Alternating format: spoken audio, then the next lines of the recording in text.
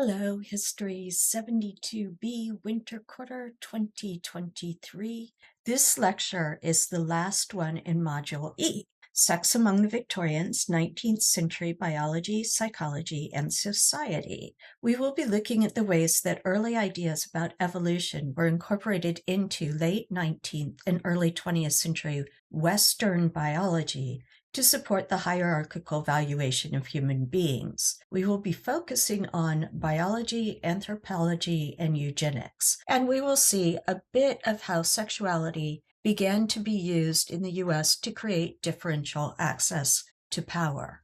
This lecture is broken into two parts, both of which examine the way that hierarchical rankings of humans based on sex, gender, and race were used in late 19th century constructions of science to justify maintaining white, male, and wealthy as subcategories of power. We'll also see the use of sexuality as a main category to divide and rank people. Part 1 focuses on imperialism and Part 2 on anti-immigration policies, flip sides of the same idea. We've already seen the idea of race with particular subcategories constructed to justify unequal access to rights and resources for some people. We also saw the move to make the sexual binary a natural given and to position anyone not male as inferior. Notice I'm not saying women here, but not male. I want to explain this. Binary construction creates the subcategory with power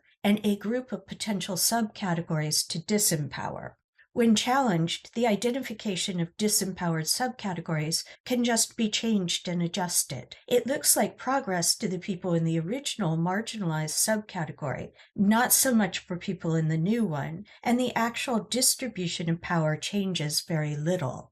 Feminist movements have tended to argue that women are as valuable as men, but that way of approaching inequality accepts the sex binary and the subcategories as a natural given. Even if the woman part gains more opportunities, another category of not male can be used to reestablish the hierarchy, or the exact contents of the category woman can be adjusted to include or exclude different people. The questions we should ask are not, are women human or equal or anything else, but why has male been constructed as the most powerful subcategory of sex?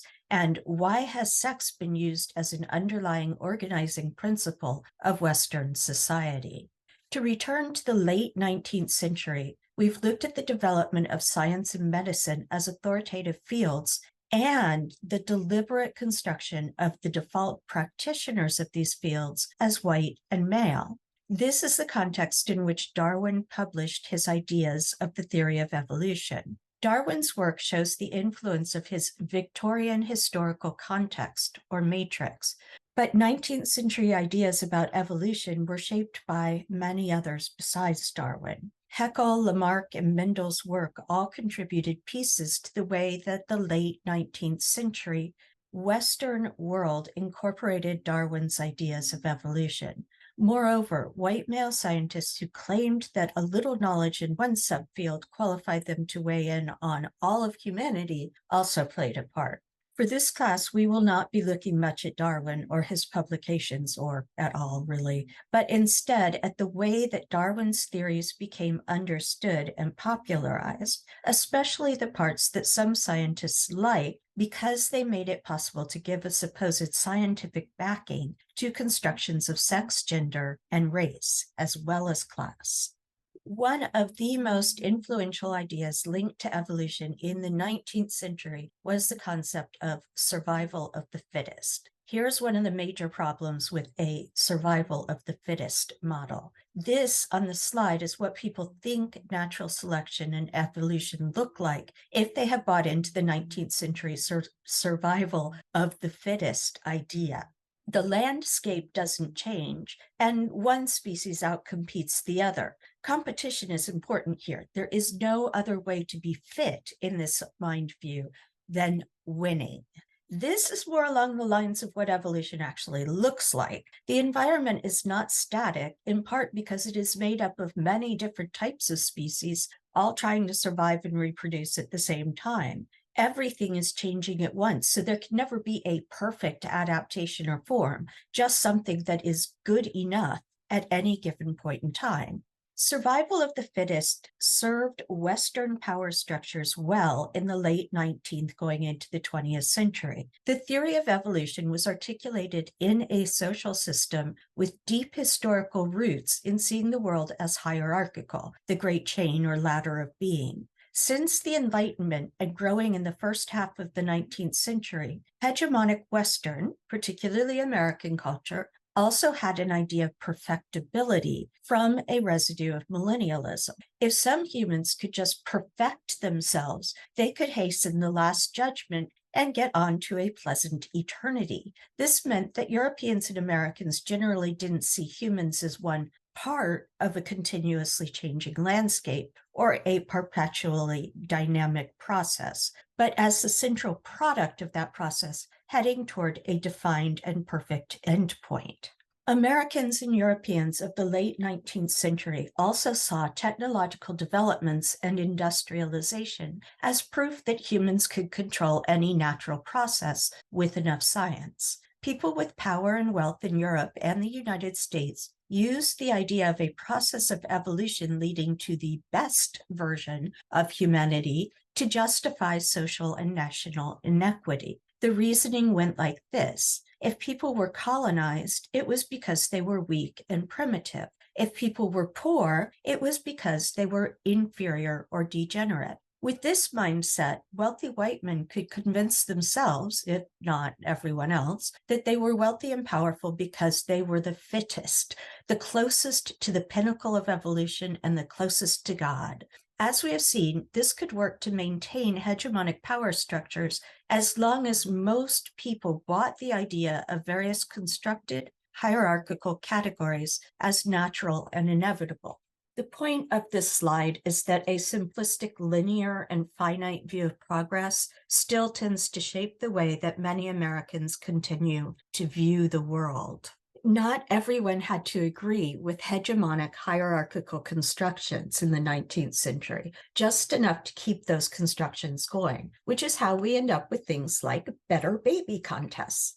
In the late 19th century, and especially the early 20th centuries, parents would bring their babies and have them ranked with the best baby at the top. Again, the competition and the hierarchical ladder. The best babies were healthy, so not from impoverished families, and often had blonde hair and blue eyes. While supposedly encouraging parents to care for their children, contests like this sent a powerful message to white people and to everyone else. That whiteness gave some people a supposedly natural advantage, but also that certain types of whiteness were better than others. If Americans just chose the right partners and obeyed all the rules, white parents could hope that their children would join those supposedly at the top of the evolutionary ladder, and certainly at the top of social and political power. And the coda to this particular lecture is actually about best baby contests, so I won't talk about them more here. Most white people did not dwell on the logical problem of why blonde babies needed extra encouragement to be produced and protected if they represented the most fit creatures in nature, based on the supposed evolutionary competition that justified inequality.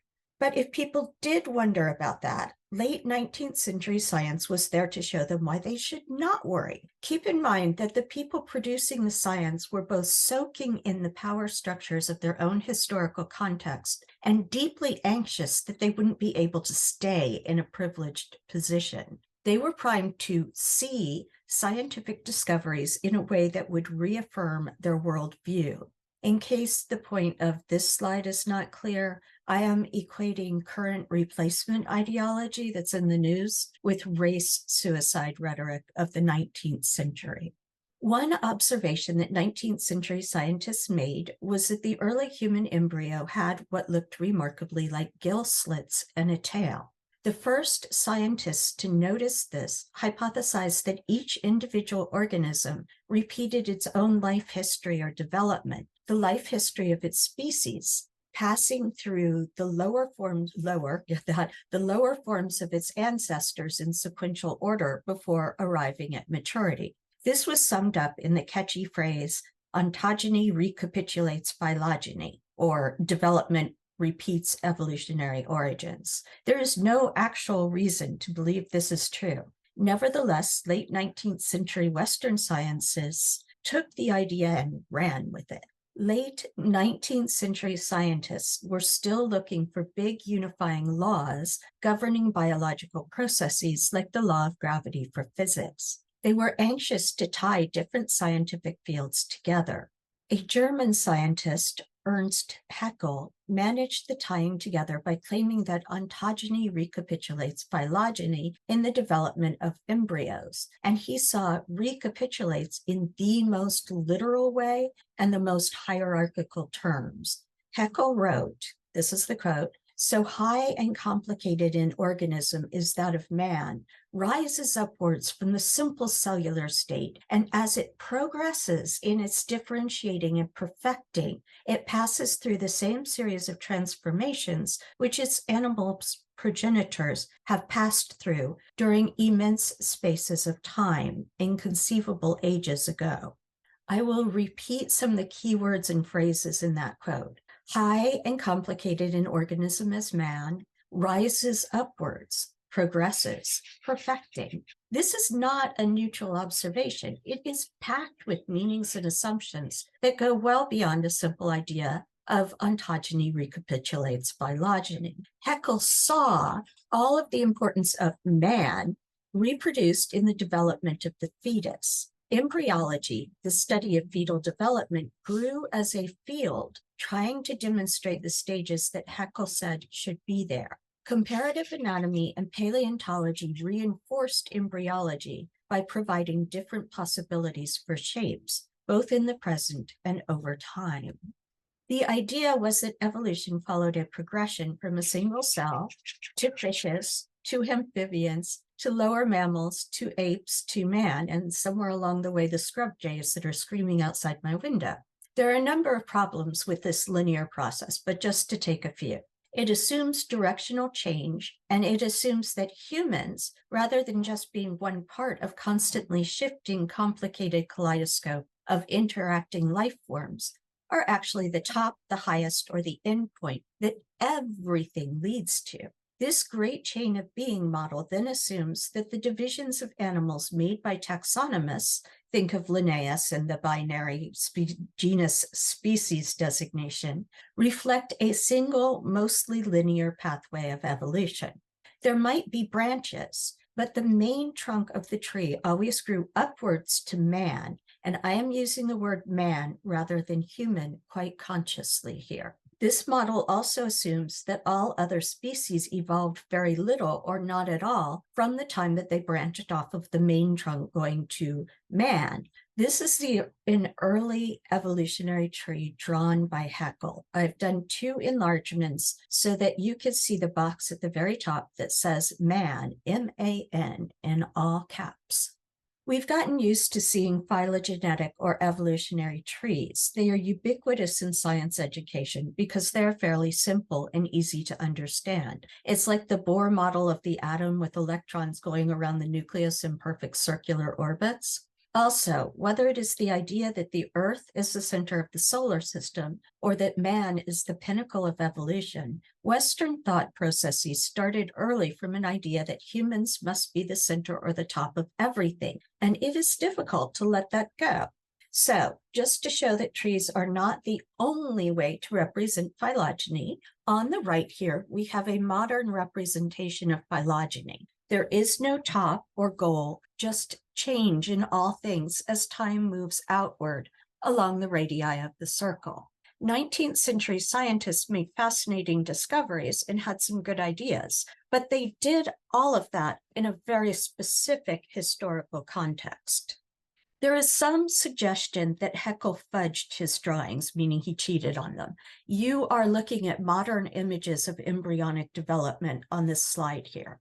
Even if it is not true that Haeckel deliberately adjusted his drawings to prove his idea, what people expect to see can affect what they do see and how they interpret identical structures. 19th century ethnologists who study culture produced a hierarchy of cultures, supposedly advancing from primitive to civilized. And we've already seen civilized grouped with white and with male. You've probably seen a presentation of the progress of societies at some point in your education. Hunter-gatherers to horticulture, to agriculture, to settled towns, to cities, to city-states, to nation-states, each one more complex and implicitly better than the stage before. It's very neat and linear. It also completely ignores the idea that finding different ways of using and interacting with an environment is not the same thing as arrested development, but it fits so well into the Western mindset that ethnologists would quibble over which level a certain society should be assigned to, but not question the underlying unidirectional or one-directional hierarchical model. Physical anthropologists in the late 19th to early 20th centuries were trying to identify pure, supposedly pure, hierarchically arranged races. And we've talked briefly about how white male scientists explained their supposed superiority in terms of continued development versus arrested development. In this view, women and people of color stopped advancing, in the words of the time, or developing at an earlier stage than white men. Psychologists often bought into this and treated women as if they were children, and children as if they were fragile ecosystems that could only be damaged. In this context, it wasn't really a stretch before some theorists combined racial hierarchies with recapitulation theory and suggested that the so-called ages of man, like the Stone Age and the Bronze Age, were repeated in the stages of childhood and adolescence for white males. I am going to read you the least worst description of one of these 19th century developmental schemes that I could find. The Australian Aborigine occupied the childish or selfish niche. The American Indian, the willful level of boyhood, the Oriental, the empirical level of early manhood, and the European, rational maturity. Not only is that story founded on very particular constructions of race that reveal more about 19th century anthropologists than anyone else, it is gendered. The boyhood and the manhood didn't even pretend to be inclusive.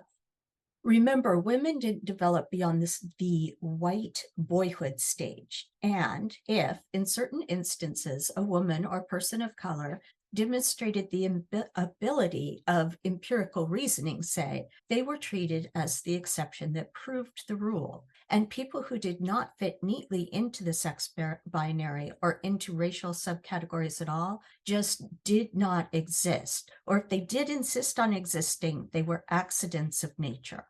The path that many 19th and 20th century scientists followed to what they considered truth, in quotes, went like this. Ontogeny recapitulates phylogeny. Basically, development repeats evolutionary origins.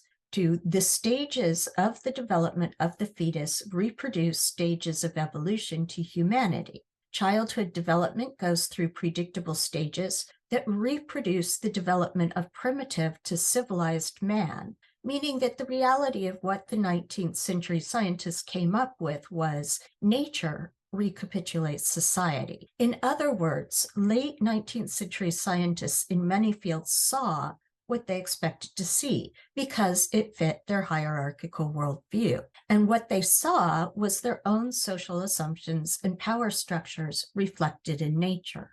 On the left is more like what things actually looked like. And on the right is what 19th century scientists saw. The Chicago best baby is in both of these. It has been a very long and difficult year or so, and I am amused by small things. The ideas of directional evolution and power of human science to control nature leads us to the topic of eugenics. The term eugenics, coined in 1883, says exactly what it was supposed to mean. EU, means good, and genos means birth. So eugenics means well-born or well-bred. Europeans and Americans had been big believers in breeding better, meaning more useful or appealing to the breeders, versions of plants and animals since the Enlightenment at least. The basic claim that eugenicists made was that thoroughbred humans could be created like thoroughbred horses. But breeding of that kind requires controlled reproduction. Who can breed with whom? Who can or cannot breed at all? And even most Victorians and their followers were reluctant to push that to its logical conclusion in humans, although we will see that they came very close in some cases. Eugenics arose from and legitimated the idea that some people were better than others. Some lives were more important than others. The late 19th century saw the development of two different ideas of how beneficial traits could be transmitted between generations: Lamarckism and Mendelism. Lamarckism is the idea of the inheritance of acquired characteristics. The classic example is the giraffe, whose neck lengthens as it reaches for leaves, and it then has an infant with long neck. We are generally taught now that this is quite silly, and from a biological point of view, that may be true. Certainly the giraffe example is. But we could consider that culture, the sort of ideas and assumptions that we've seen producing certain worldviews, acts like an acquired characteristic. For 19th century reformers, if it were possible to make better humans by helping parents to improve themselves and pass those improvements on to their children, then it would make it worthwhile to spend money on things like education and combating poverty. But Europeans and North American scientists also rediscovered Mendelism. Mendel, using his famous pea plants, demonstrated inheritance through a hypothesized particle, unit, or gene physically passed from parent to offspring. If no acquired characteristics could be passed on, then human improvement, and we should always question what improvement means in any context, but improvement would be all about selecting the parents with good genes and stopping the ones with bad genes from breeding. The man who came up with the idea of eugenics said that control of people's reproduction would give the more suitable races or strains of blood, this is a quote that I'm reading, a better chance of prevailing speedily over the less suitable. In case you haven't guessed already, by suitable, he meant white with a privileged education. The way American eugenicists saw this selection or breeding happening was two-part. First, getting middle to upper-class white women to have more babies, but only with white men. And second, limiting reproduction for everyone else. One way to keep so-called undesirable people from reproducing is to sterilize them. In other words, to surgically render them infertile or make it impossible for them to have children. The U.S. did practice sterilization inside its borders, initially on poor white women, then on Black women, and in the late 1960s to early 1970s on Mexican immigrant women in LA. The imperial powers, like Britain and the US, sought to control sex, gender, and sexuality of colonized people by, quote unquote, civilizing them. To the English, it didn't matter how gender was or was not constructed for colonized peoples. Remaking gender and family in the English model was part of undermining power structures among the colonized. This is another one of those cases of the English saw what they expected to see, or perhaps more to the point, English colonizers refused to see anything that did not fit their worldview. The assumption in colonization was that any non-English culture must be inferior. The excuse was that in primitive or inferior societies, women were always abused, even though, as was often the case, it was the English system that actually disempowered colonized women. The English colonizing excuses, we bring you wonderful civilization, it will make your lives better, only work for people who accept without question the main assumptions that, 1, women are inferior and weak women must be protected by manly men, and 2, that non-white races are inferior, so their men cannot be manly men by definition.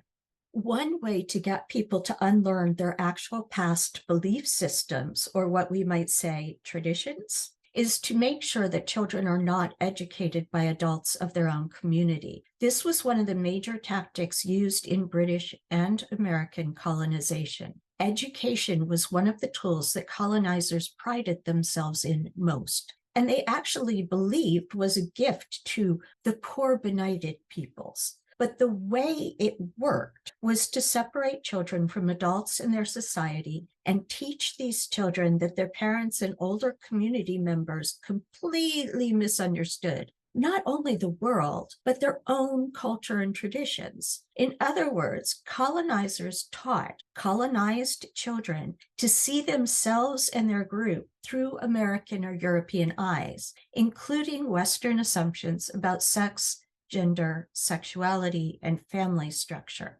Many colonized people resisted this. Both resistance and compliance could be catastrophic. If you have been following the news from Canada or the US over the past few years, then you know that hundreds of unmarked graves have been found near residential schools that took First Nations children from their parents to educate them. These schools ran from the late 19th century into the 1980s in some cases.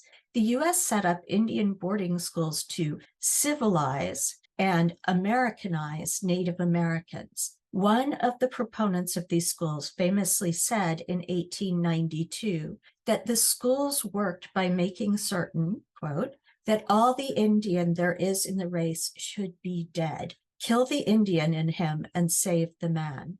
Immigration goes hand in hand with imperial power. The metropole, or the colonizing country, extracts land, natural resources, and often labor from the colonized. The wealth of imperial nations seems to offer some security to marginalized people as their lives deteriorate. The appeal of wealthy imperial power to immigrants was especially true of the US in the late 19th century. I showed you in a previous lecture the cartoons depicting Uncle Sam trying to hold off hordes of immigrants flowing into the US. In the late 19th century, a large percentage of immigrants entering from the East Coast of the US came from Southern and Eastern Europe.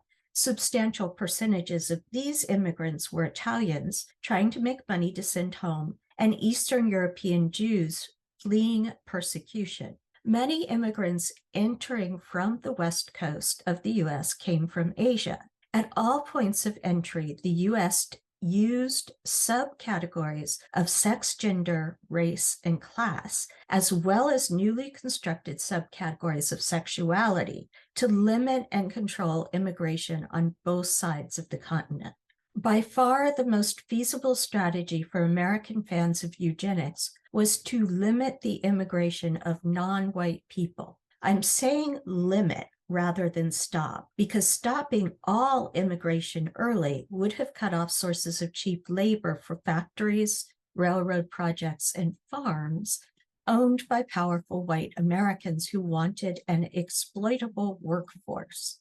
Desperate people will work for low wages. Desperate people who are breaking laws by existing where they can find work are even more at the mercy of employers. Only once the railroads were completed and the factories filled with low-paid workers did immigration laws become more exclusionary rather than just limiting. Sometimes people doubt that the primary goal of American immigration restriction in the late 19th and early 20th century was eugenics based on Western racial ideology. It is worth considering that in Mein Kampf, Adolf Hitler praised America as the one nation that had made progress toward a primarily racial conception of citizenship by, quote, excluding certain races from naturalization. These images are of Chinese laborers on the Transcontinental Railroad. I think I've shown them all of you before. I've chosen the images on the bottom left because they give a better idea of the danger of the labor that Chinese workers did.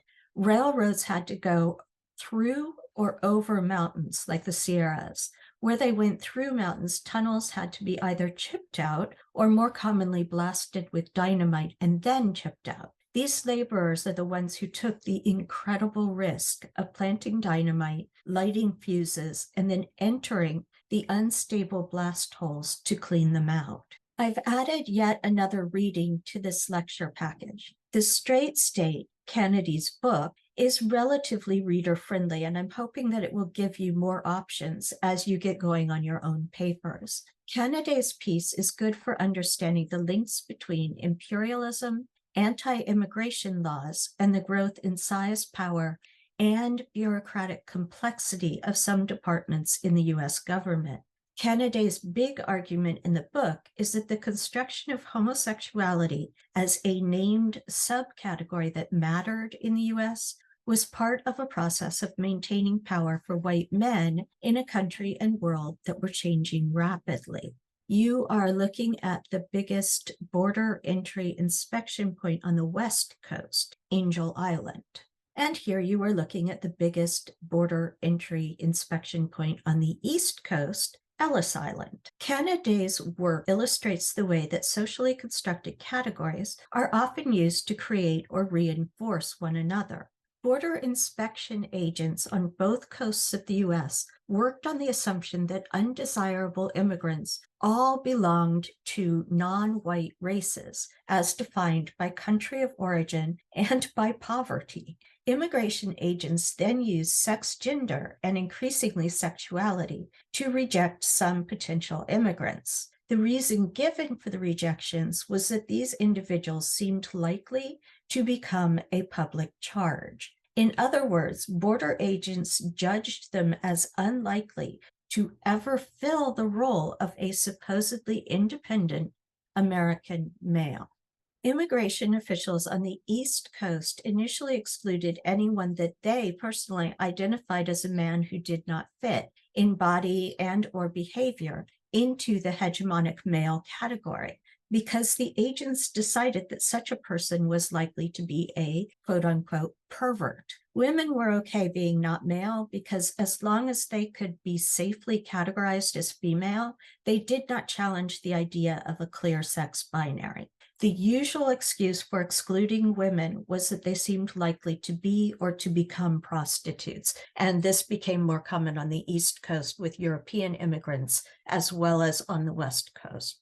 As the U.S. started to exclude more extensive numbers of people, the pervert poor immigrant link stopped being as useful. Immigration authorities turned to the idea that certain people, because of some combination of race, class, or sex gender, were degenerate, meaning instead of progressing, they were regressing. Degeneration describes a process of deteriorating or diminishing in quality. You saw that Freud tried to counter the idea that the subcategory homosexuality was a sign of degeneracy. But Freud was arguing with fellow psychologists and doctors who had already firmly connected the ideas of homosexual and degenerate.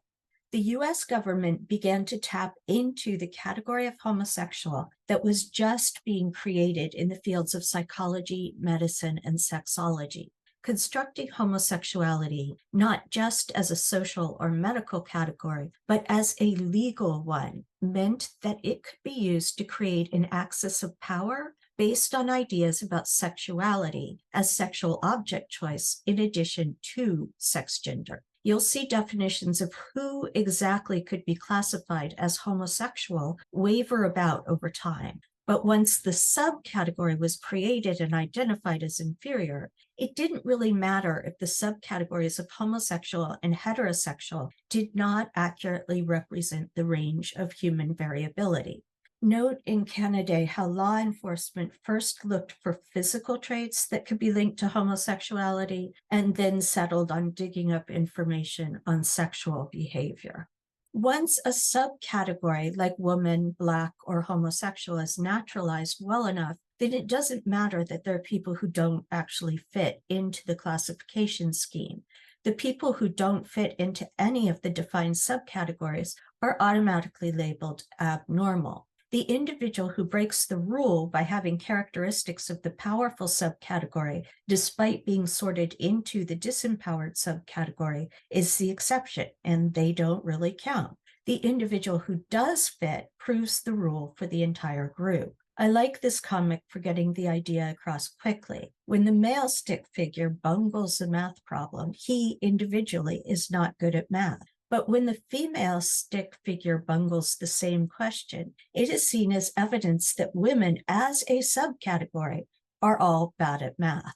Kennedy also demonstrates how sex, gender, and sexuality were used to control Asian immigration on the west coast of the US. I'm going over the same process that Kennedy describes in your reading. I'm just breaking it into numbered stages to make the process clear. The first stage was to exclude Chinese women by equating them with prostitutes. The American government did this using the Page Act or Page Law of 1875, while ostensibly meant to stop Chinese women from being brought to the U.S. against their will to be sex workers. The actual effect was to keep the wives of Chinese laborers from entering the country. Some wives of wealthy Chinese merchants, students, or diplomats were permitted to enter the U.S. as a sort of plausible deniability. This stage combined constructions of race with sex, gender, and class. The second stage excluded Chinese men from full masculinity. Chinese laborers could not bring their wives to the U.S. because of the Page Act, and they could not own land because of a variety of state laws. Male in the U.S. had been constructed using certain parameters: married to a woman and with children, and independent, meaning financially well off. By denying Chinese laborers family and any signs of independence recognizable by Americans, the U.S. effectively removed the possibility of Chinese men being considered truly male in American politics and much of society. At this stage, we again see sex, gender used as a category combined with race. Once sexuality started to become a meaningful category in constructing American power, Chinese exclusion entered the third stage. Most unmarried laborers, Chinese or not, roomed with one another while working. But because U.S. laws meant that virtually all Chinese laborers did not have wives with them or access to financial independence, authorities would claim that these men were not only not truly male and that they were feminized, but also that they were perverted. This added sexuality to a system of prejudice already built on race, sex, gender, and class. The last stage was full Chinese exclusion. The U.S. government accomplished this through the Chinese Exclusion Act of 1882, which did exactly what the name said. It made it essentially impossible for Chinese people to immigrate to the U.S. The Chinese Exclusion Act was renewed in 1892 with the Geary Act and then made permanent in 1902. Chinese exclusion laws would only be repealed in 1943. This process did more than exclude Chinese laborers. It went along with the consolidation of the subcategory Asian, or Oriental in primary sources of the time. This was accompanied by the assumption on the part of white Americans that all people from Asia were equivalent, which led to a cascade of assumptions beginning with the equation of all Asian women with prostitution. Any Asian woman was considered to be a sex worker unless she could positively prove otherwise. We can compare this process to the solidification of racialized chattel slavery in the sense that part of the power lay in constructing Blackness linked to unfreedom, so that a Black person was assumed to be unfree unless they could positively prove otherwise. Once sexuality as a defined category of power began to take shape in the US, then Chinese, and thus all Asian men, were assumed to be likely to fit the subcategory pervert, later partially absorbed into the subcategory homosexual. As sexuality split in meaning from sex gender, it still remained dependent on ideas about sex as manifested in ideas about family. Key points for Lecture 15. Darwin articulated the theory of evolution in the historical context of late 19th century English and American imperial power.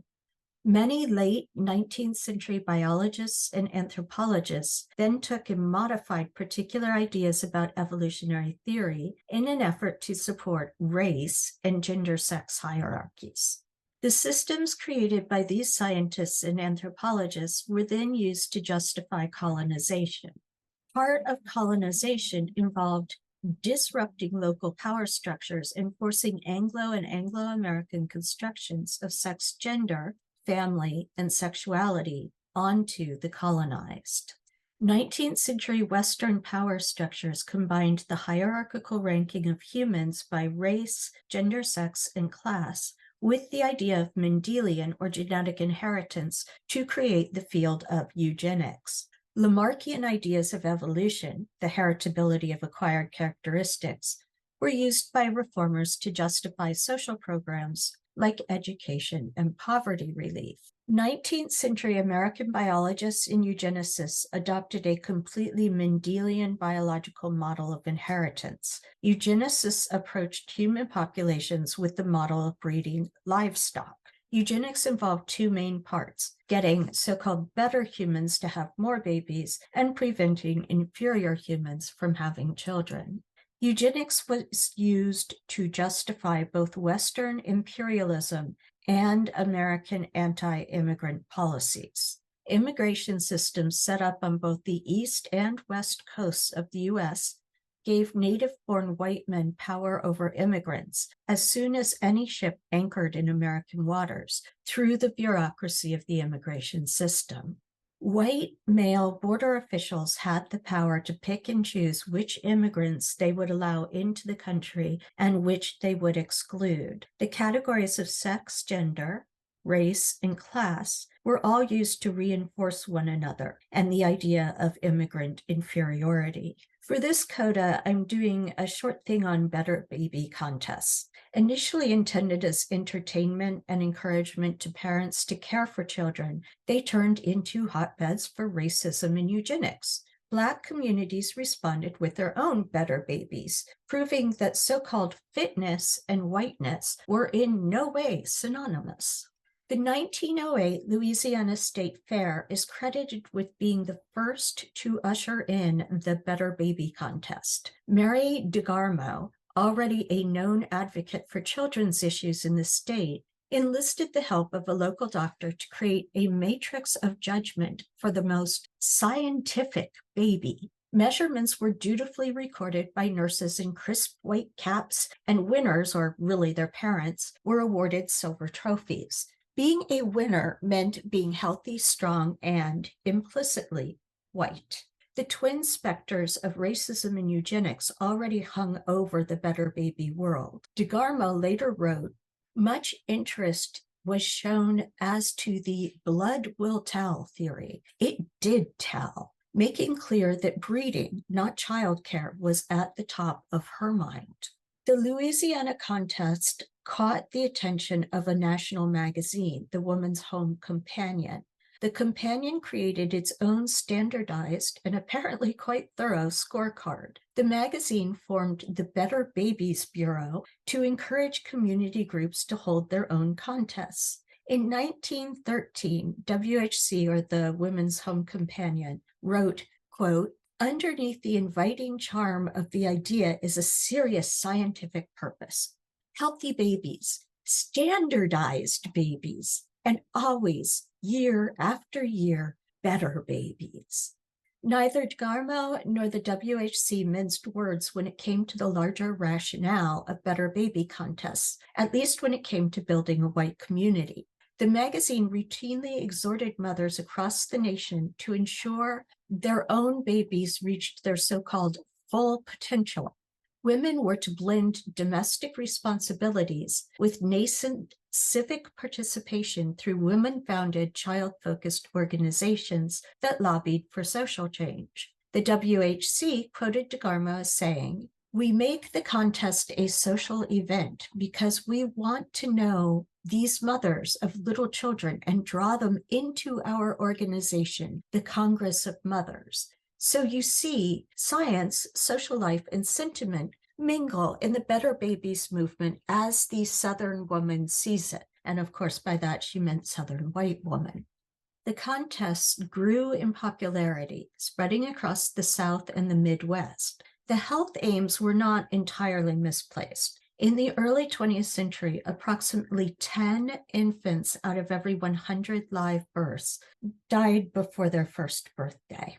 Campaigns underscored the need for better hygiene, adequate nutrition, and routine medical evaluations. The federal government had already been pressured into considering child welfare, at least white child welfare. In 1909, President Theodore Roosevelt hosted a conference on the care of dependent children and formed the Children's Bureau, founded in 1912, which helped address a wide range of ills affecting child welfare, from labor to infant mortality. As we already know from last lecture, Teddy Roosevelt was big on the whole race suicide, white women should have more babies thing. The idea of what might make babies better to most contest hosts intertwined inextricably with the tenets of the eugenics movement. Non-white races, as well as children with physical or mental differences, were excluded entirely. Eugenicists sought to encourage reproduction by what they deemed the most desirable, healthy, strong members of society, and to weed out those deemed feeble-minded or otherwise less viable. Our old friend Teddy Roosevelt, in a letter to Charles Davenport, the director of the U.S. government branch, the Eugenics Record Office, lamented society which, and this is a quote from Roosevelt, permits unlimited breeding from the worst stocks. Apparently, he had no sense of irony, given that unlimited breeding actually suggests environmental fitness rather than the reverse. DeGarmo wrote that child hygiene resulted from proper inheritance as well as food, clothing, and environment. Eugenicists were covering all essentialist bases here, nature and nurture. Organizations like the Eugenics Record Office sought new data to feed into their extensive research projects. Narrowly judged, better baby contests could both promulgate eugenic ideas in the public sphere and serve as means to collect more records and measurements. Part of the appeal of better baby literature, however, was the nurture promises that parents could make their babies even better if they tried hard enough. Of course, the flip side of that was that mothers, in particular, could ruin perfectly good babies by failing at true womanhood. Images of healthy babies popped up in newspapers around the country. Working with eugenicists conferred a certain credibility on advocates like DeGarmo, because while many white Americans viewed eugenics as the epitome of scientific progress, the wealthy had long emphasized so-called good breeding. Here was a chance for working and middle-class white people to feel included in this. Judgment of individual babies soon morphed into a more eugenically driven evaluation of a gene pool in the form of, and this is the name of an organization, Fitter Families for Future Firesides. One wonders how long it took them to decide on firesides to keep the alliteration with all those sounds. The primary emphasis shifted from factors mothers could control to heredity. Fitter families took an approach based much more on lineage and what constituted a desirable type of family. Moms could still be blamed for ruining good babies or not making certain that they created a desirable type of family. Fitter families contests were welcomed by white scientists as progress in the understanding of human genes. A wire story in Kansas newspapers hailed Fitter families as a step up from supposed old-fashioned baby shows that would, quote, go a step further than the baby clinics do by recording eugenic history of the entrants. Fitter family contests were also seen as long overdue when compared to the significant scientific advances made in livestock breeding. Lest you think that I am making this up, the Emporia Gazette, that's a Kansas newspaper, touted the 1924 Kansas Free Fair contest for seeking, quote, to apply the well-known principles of heredity and scientific care, which have revolutionized agriculture and stock breeding in the next higher order of creation, the human family. The newspaper included that, again with a quote, "The people of this progressive state no longer are content to breed only better animals. They are setting out to raise better citizens, to apply to the human race some of the principles of heredity which have worked wonders in livestock improvement." While white parents were being encouraged to breed like livestock, Black communities were not sitting by just feeling hurt and left out. Early Better Baby events excluded Black Americans, and on rare occasions when they were included, the contests and the data the government collected were twisted to show supposedly white superiority. In 1914, when a Black child won top prize over 700 entrants at an integrated Better Babies contest, Black news media joked wryly that white organizers were probably still scrambling to find a white child who could show better. For the most part, however, Black organizers hosted their own events, conscious that if eugenicists were going to insist on measurements as signs of fitness, they could give them healthy measurements. The image here shows contestants at a Better Baby contest hosted by the NAACP in Philadelphia. Some state fairs still hold Better Baby contests, but baby judging has mainly become the domain of the pageant circuit. So tell me, progress